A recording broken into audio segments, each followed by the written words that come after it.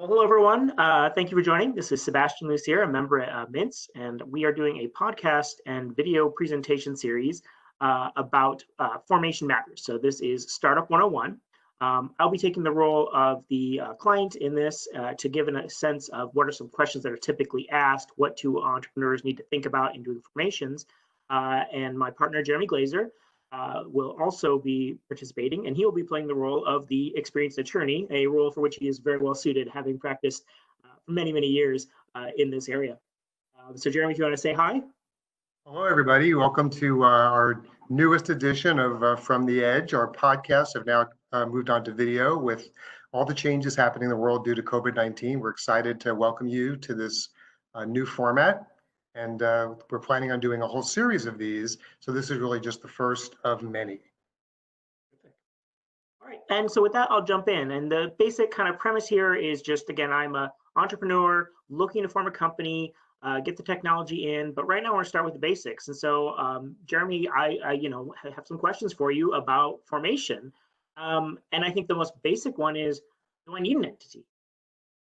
Well, first of all, Sebastian, thanks for coming to see us. We're glad to have you here, and we absolutely can help you with all the questions you have about starting your business and starting a company. And I think you're asking exactly the right question.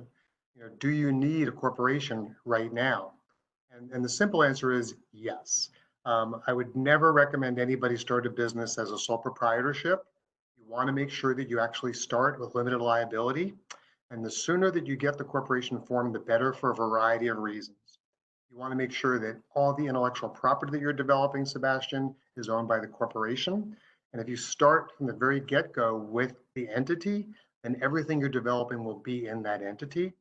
And we don't have to worry about doing things like transfers or who has the rights, et cetera. So much simpler to start from the very beginning with an entity.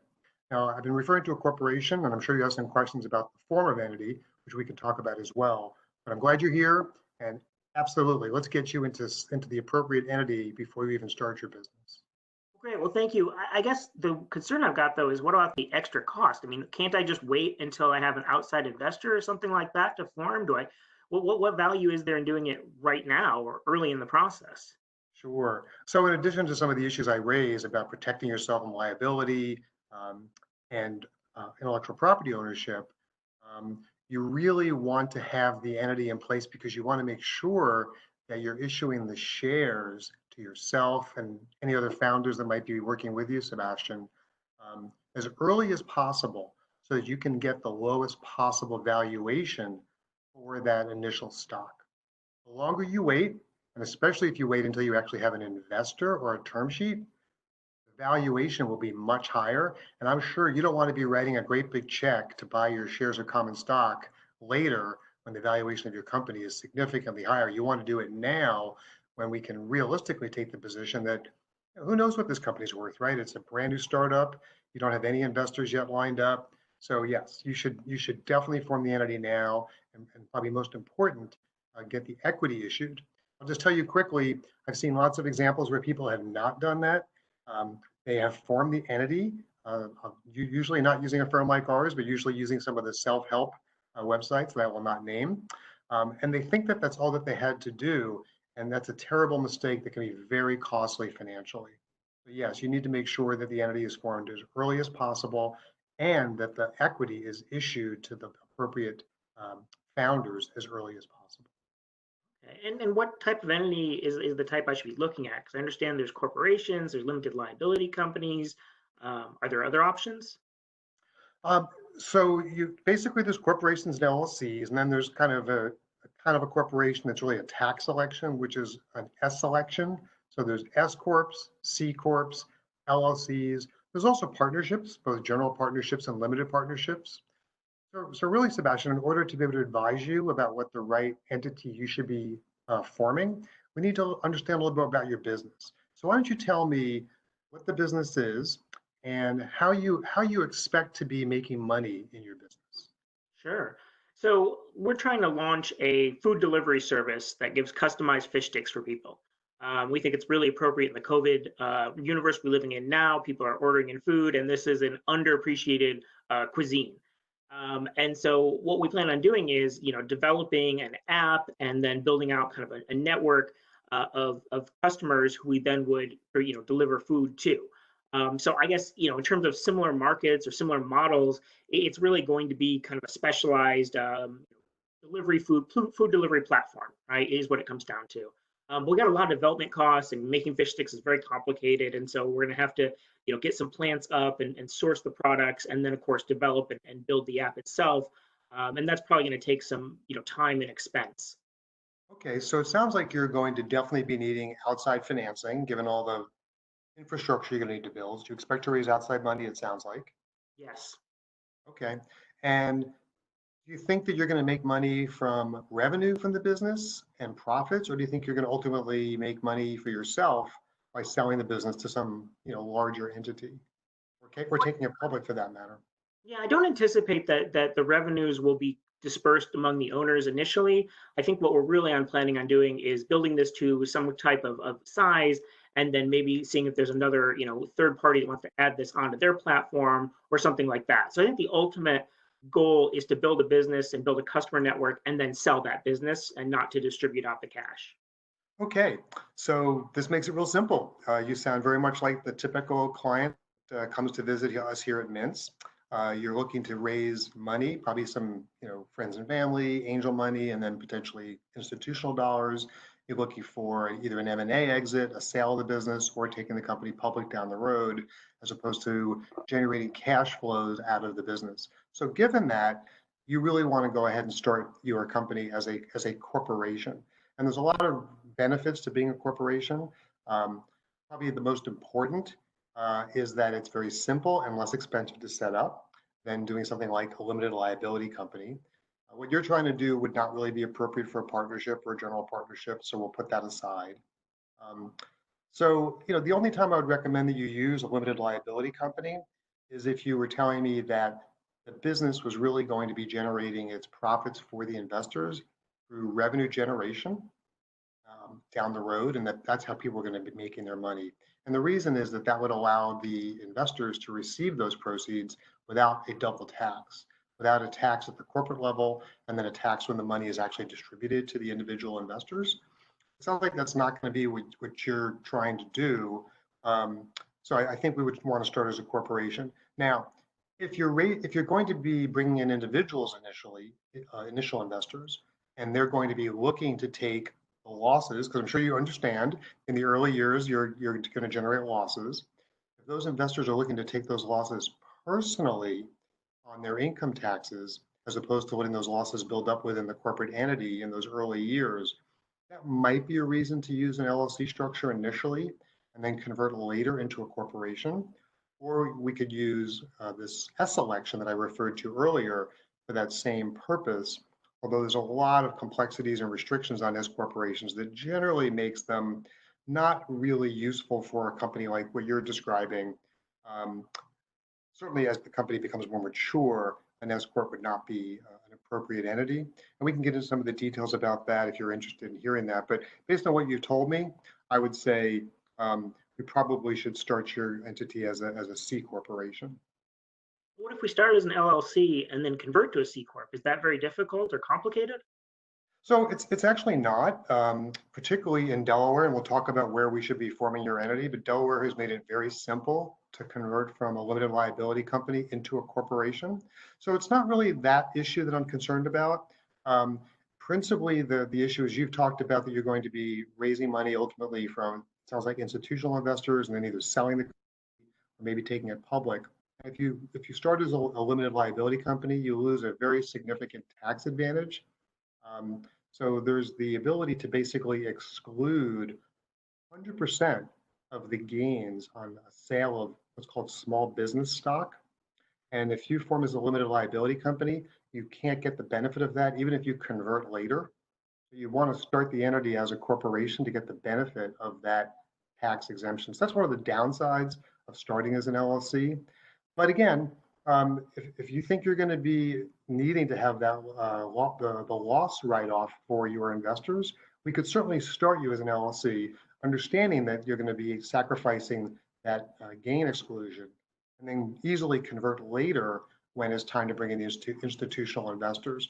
And although you didn't ask this, I'll just say that it's very complicated for institutional investors, particularly venture capital funds, to invest in pass-through entities, which is what an LLC is. They have some real negative tax consequences themselves, as well as reporting issues that they don't like. So it's not that they won't, but it creates a potential roadblock. It's never a good idea when you're talking to institutional investors. So you should expect that when you do go talk to institutional investors, you're going to want to be a C corporation and in Delaware. Yeah, Delaware. Why Delaware? I mean, I hear if I incorporate Nevada, then I don't have to pay California state tax. I mean, is the same true of Delaware? So it's really not so much about tax, and it's really not where you incorporate. It's actually where your business is operating. So if you're still operating your business in California, you will be paying the California state income tax. There's other advantages though to being in places like Nevada or Delaware. So Delaware is the jurisdiction that most corporations use, most startups use, because the venture capital funds are very comfortable with it. They understand the way Delaware corporations work. So that's one of the principal reasons. But there's a lot of really important reasons for yourself too. Delaware has the most well-established corporate law in all of America. And with you as a founder and ultimately, I assume, CEO and board member, you want to be as protected as possible from potential liability, potential claims from stockholders down the road for what's called a breach of fiduciary duty litigation. And Delaware is very protective of its board members, of its officers, of companies that are formed in Delaware. And again, as I mentioned, it's also a very well-developed corporate law. So when issues come up, questions come up about whether it's transactions, whether it's how to structure it, how to structure financing, there's a lot of really good precedent out there that makes everybody comfortable working with Delaware law. And Nevada is also, by the way, a very pro kind of management regime, and you could certainly use Nevada as well. Just so you're aware, most law firms like ourselves, we're very comfortable working with Delaware law, and we normally don't need to use local counsel.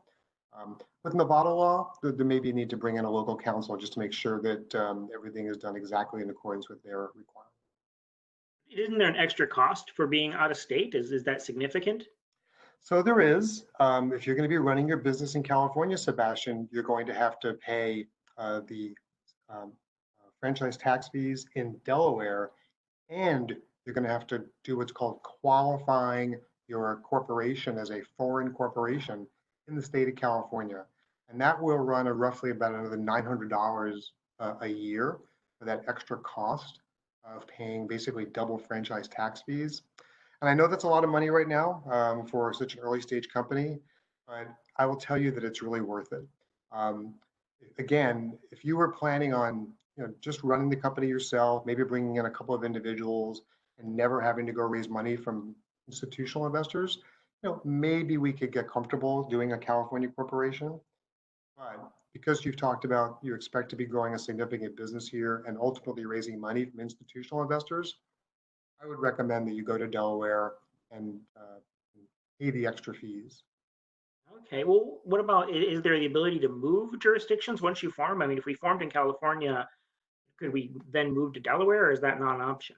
So you definitely can do that. Again, there's cost involved in doing that. It's called a reincorporation.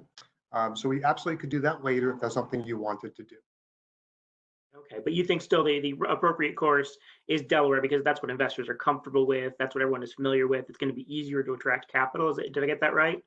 You got that right. And then there's other reasons too, just from ease of working with the state. I'll just tell you that we've had some issues, we and lots of law firms with issues of getting things timely in the state of California. So Delaware is a very high service state that you can get, for example, for making amendments to your certificate of incorporation, or you're doing some transaction and we need to create some shares for you. We can get documents back from Delaware almost instantaneously, whereas in California, it sometimes can take days or longer. So Jeremy, what about something like a B Corp? I mean, one of the values we've got is sustainable fishing. Is something that's very important to us as fish manufacturers or fish food manufacturing. Would that be something we should look into, a B Corp? So I totally understand why you're asking that question, and I know it's been a very hot topic with folks who are interested in pursuing, benefits beyond just forming a company for profit. So really what a public benefit corporation allows you to do, these B Corps, is that it allows you to expand your fiduciary duty beyond the fiduciary duty to stockholders. So the typical corporation has a very focused fiduciary duty. The board of directors in making determinations about the business is focused on the fiduciary duty to stockholders alone. If you do a B Corp, you expand the fiduciary duty to be able to encompass some of the other things that you value. In this case, sustainable fishing, or maybe serving some special customer group or some specific need within society. So there could be some advantages if that's an important goal for you. However, I will tell you that given our conversation and your expectation, you'll be raising money again from institutional investors, venture capitalists, probably not going to be something that they're going to be comfortable with. They're going to expect you to be in what's called, again, a traditional corporation. And venture capitalists, while they certainly will understand these other goals, their primary goal is to make money for their limited partners. So they're probably going to be looking for you to do a traditional C corporation. Well, thank you, Jeremy. This has been very helpful, giving me a lot to think about in terms of how to go forward and what entity is right for us. It does sound like, it's probably the corporation that we want to go with, given that we want to raise outside capital. And Delaware sounds like the right choice. So this has been very helpful. Well, good. I'm really glad. And again, if you have any more questions, we're always available. And of course, there's a lot of really good information on our website. If you go to mintzedge.com, we have all kinds of articles, videos, podcasts that can help you learn about a lot of legal issues that impact your business, not just how to form a company, but how to raise money, how to hire your employees, and all the issues that are typically going to be faced by an entrepreneur starting a company. So I would urge you to go on that website and poke around a little bit. I think you'll find a lot of useful information, and it's all free, which is always important to entrepreneurs. Well, that sounds great. That's my favorite price. Excellent. Well, thank you for coming and meeting with us, Sebastian. We look forward to helping you. Thank you. You too.